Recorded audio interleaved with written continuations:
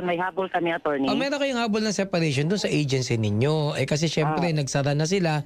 Pag tawag niya cessation of operation, kinakailangan maibigay po yung inyong separation pay dahil hindi nyo naman kasalanan yan. Dahil kasalanan nila yan. So, persado sila na magbayad po sa inyo. Kaya maaari nyo hingin. Pag hindi naman iyan ay naibigay sa inyo, kinakailangan nyo pong magdemanda po sa NLRC. Or pumunta muna kayo sa DOLE or sa NLRC kasi may mediation proceeding. Anong mediation proceeding? Pinagbabati po muna. So mangyayari pag nagreklama kayo po sa DOLE, sila po ay makikipag-ugnayan doon sa employer ninyo, magkakaroon ng isang hearing na kung saan ay hihikayatin sila na magbayad.